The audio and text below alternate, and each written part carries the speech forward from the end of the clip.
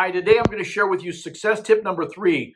And this is number 3 of my top 10 personal picks to help you generate more success this next year. If you want to look at the number 1 and 2 tip, look in the link below. I'll include them there. But today we're on tip number 3. Tip number 3 I have some concerns with because this is a tip that you've heard, you already know, you've read about it, someone's told you, yet less than 10% of people out there actually do what I'm going to share. And it's simply this: have some written goals before you go into this next year. How simple is that? But what's happened is we're around this topic. We've heard about this topic. We've tried it before.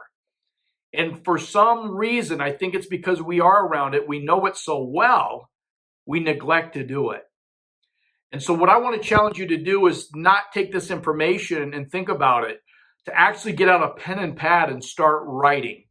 I personally like getting a dedicated notebook, a journal, something that's mine, that where I can really write down my goals like they really meant something, which they do. All the studies talk about the results.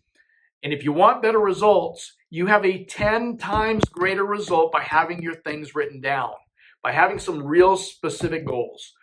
So get writing. Don't treat this like the cliche that we all know it is. We know it's there. We're familiar with it. Don't be caught up in the 90% that don't do it. Be the 10%er. So write out your goals. I'm going to give you a simple head start here by giving you the 4 areas you should have solid goals in going into this next year. The first one is your health and wellness. What would you love to have and be in your health and wellness this next year? When I think of health and wellness, it's mind, body, and spirit. It's the way I wake up in the morning, the energy I have, the weight I am, the type of food I eat, exercise, all of those things. The second area would be relationships. What would you love in the area of relationships this next year? Who would you like them with? Would you like to be with expansive people or contractive? We know the answer to that. But do you have it written out?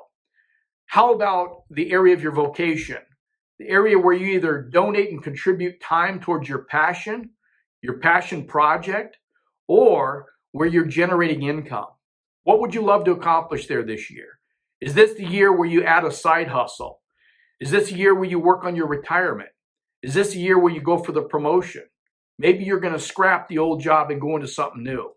What's the vision? What's the goal around your vocation? And lastly, the 4th category is what I call the celebratory category. Why are we doing this thing? Which would mean next year, what would I love to do with the rewards? Would I like to take a special vacation? Would I love to pay a debt off? Would I like to buy a new car?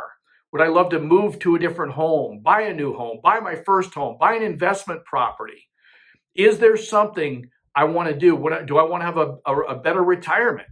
What do I want to do around my area of celebratory? Why am I generating this income? Why am I doing this thing? And what would I love to have this next year as a reward?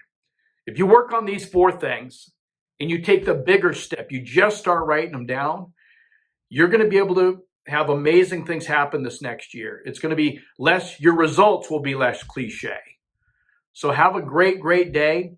If you like this information, click on the like button below. I'd like to hear how you do your goals. Maybe you have a tip for everybody else. In addition to that, look for past tips in the links below. And I hope you guys have an amazing day.